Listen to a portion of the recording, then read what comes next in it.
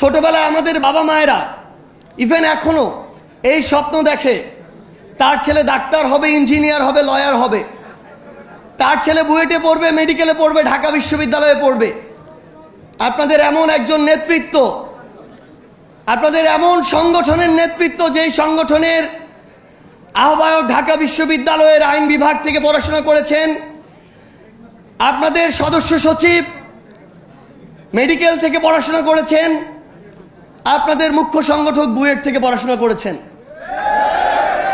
সম্ভবত বাংলাদেশের ইতিহাসে প্রথম এমন একটি দৃষ্টান্ত স্থাপন হয়েছে যে কোনো একটি দলের যুব সংগঠনের প্রথম 3 জন নেতৃত্ব বাংলাদেশের সেরা 3টি শিক্ষা প্রতিষ্ঠান থেকে পড়াশোনা শেষ করে রাজনীতির মাঠে এসেছেন। এই দৃষ্টান্ত আপনাদেরকে বাংলাদেশের আগামীর যুব তরুণদের রাজনীতির প্রত্যেকটি জেলা, উপজেলা, ইউনিয়নে স্থাপন করতে হবে। আজকে কিছুক্ষণ আগে এখানে অ্যানি ভাই বলে গিয়েছেন যে ডিবি অফিসে তার সাথে আমাদের দেখা হয়েছিল।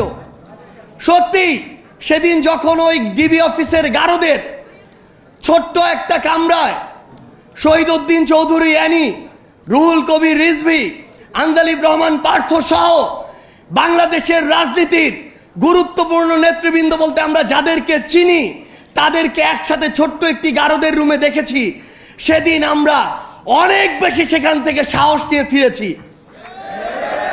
কিন্তু এখন যখন এই অভ্যুত্থান পরবর্তী বাংলাদেশে আমরা দেখি যে হাবিবুর রহমান, ফজলুর রহমানরা ফ্যাসিবাদের টোনে কথা বলে, তখন আমরা আবারও আশাহত হই।